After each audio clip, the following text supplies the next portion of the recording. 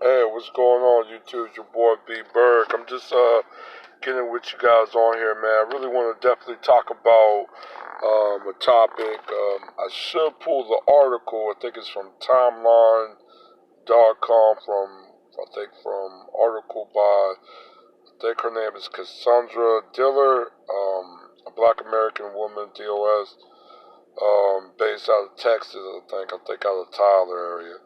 But she wrote actually a very interesting piece about Texas history. That I live in Texas. I live in Houston, so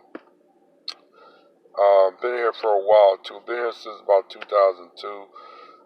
Came from Pittsburgh and stuff like that.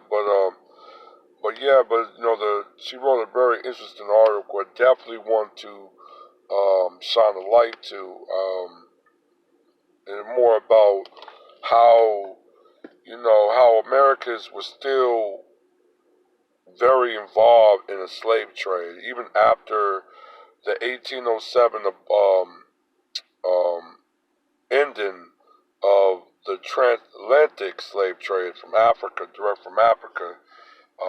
They were still trading. Texas was a major slave hub in a black market way, because um, I'm just going to shine the light on a little bit more of a historic in there, like since the Spaniard occupation of Texas and so far and everything else.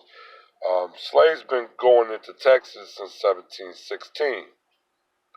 Um, Slaves still been going into Texas um, all the way from the Abolition Act of the Transatlantic Slave Trade in 1807 to the ending of the almost at the end of the Civil War in the U.S. in 1865, and that the estimate was almost to about close to 200,000 at that time.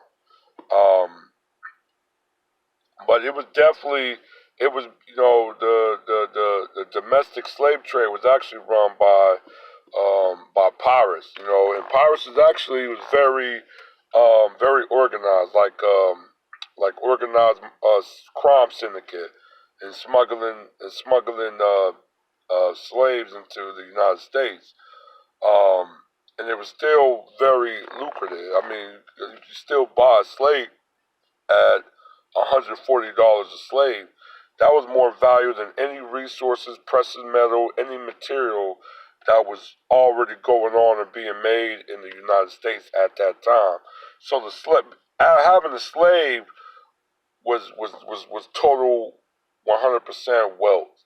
Um, the Texas economy and even partial a lot of other, not just Texas but the United States and even a little bit of Mexico, based of the majority of their economy was based from the slaves, based off of slavery.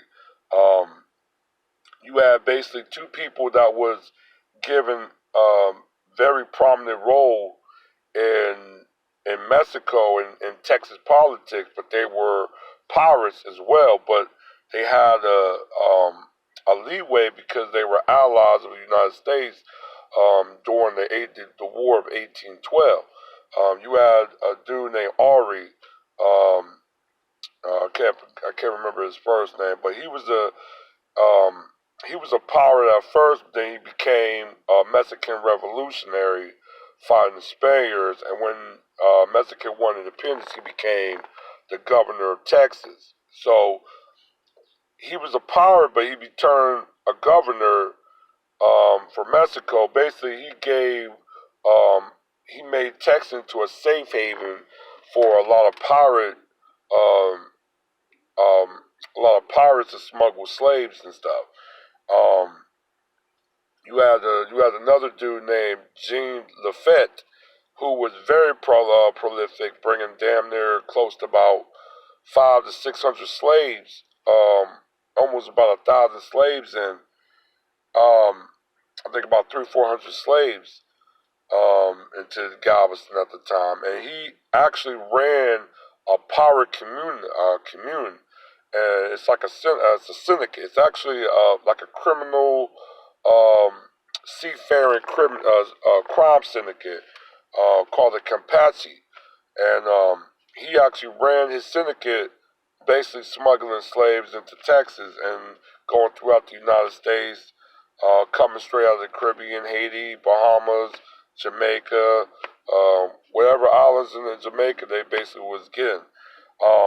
This actually was very prominent because they were smuggling, and I think it was his brothers too. They were also slave smugglers.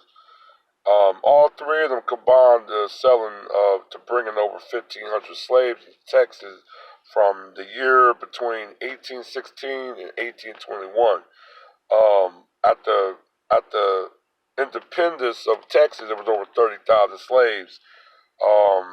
When at the during the 1860s, there were damn near over 183,000 slaves, and at the end of the Civil War, in 1865, there were 200,000 slaves. Texas was actually, like I said, they left Mexico in 1836, 3 years after Vicente Guerrero, the first, we would say, black Mexican president, and also one of their founding fathers, actually abolished slavery in 1833. That was the exclude of Texas secession of Mexico, purely from slavery.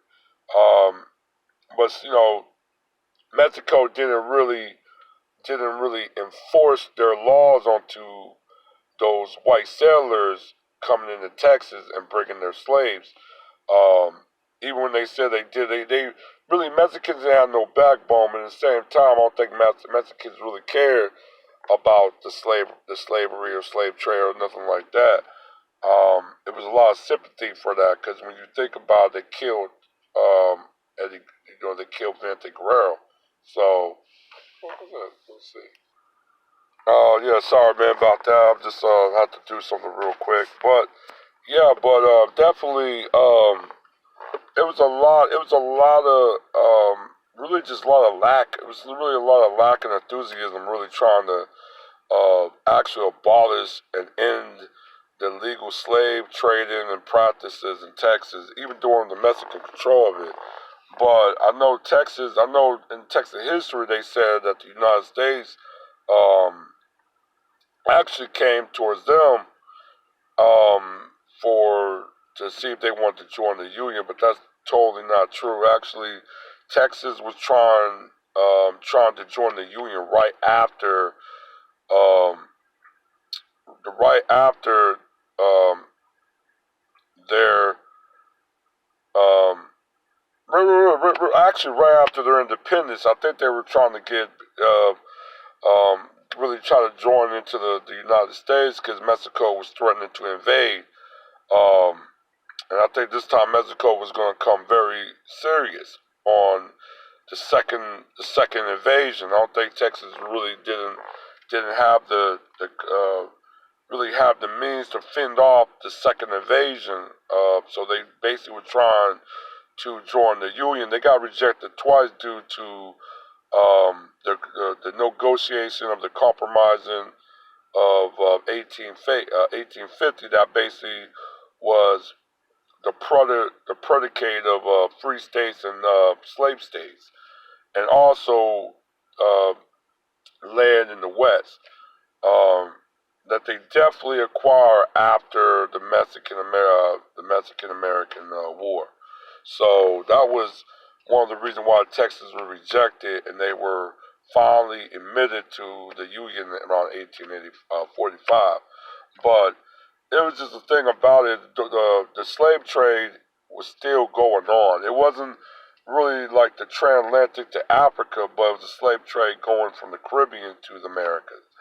And that's pretty much what I always tell people, not just the abolition act of Africa, but the slave trades were still going on through a lot of piracy um, throughout the Caribbean to the Americas, Central, and even a little bit of what I think would prompted um, the abolishment of the Slave Trade Act was more like so of the Moorish, the Barbarian pirates of northern Africa that was going on with the Arabic slave trade at that time. So I think that's the reason why they kind of started to.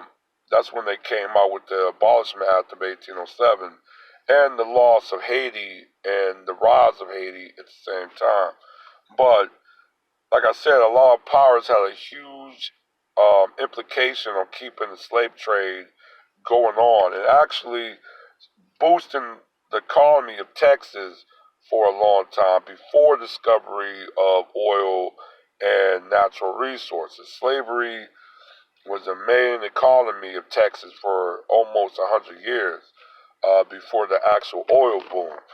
And so that's just to let you know, man. It's a you know, Texas wasn't just a slave port, but it was a black market criminals pirate slave port. It was a pirate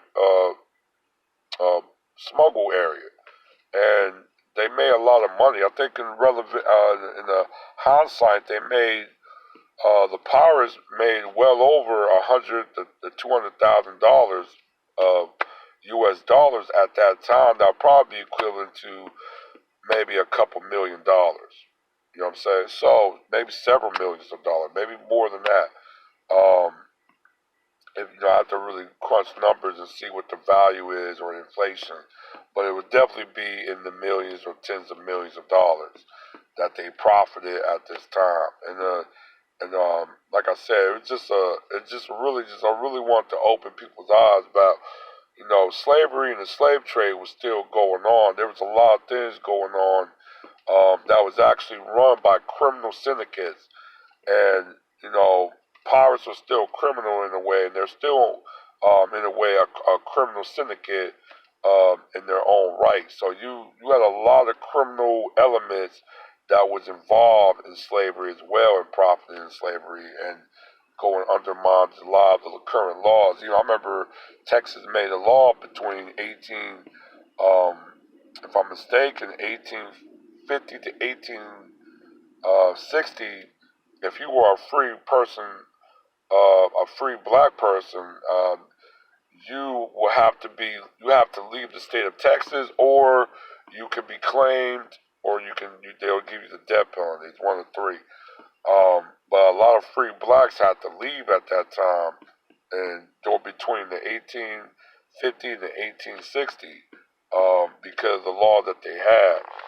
So it was definitely Texas is something else, man. And I tell people all the time, like, you know, um, there's a lot of things, a lot of these places in certain areas of the states. There's a lot of dark secrets among them. And Texas definitely got a lot of dark secrets, but it's a lot of things that kind of coexist from what their history is teaching from what real actually history is. So just letting people know about the underworld, the criminal underworld involvement in the slave trade, um, and the domestic Caribbean slave trade to Texas and throughout the United States and some parts of the rest of the Western Hemisphere. But yeah, but just really want to drop that fact on there, you guys, and I'll probably hit you guys with another video shortly. All right, one.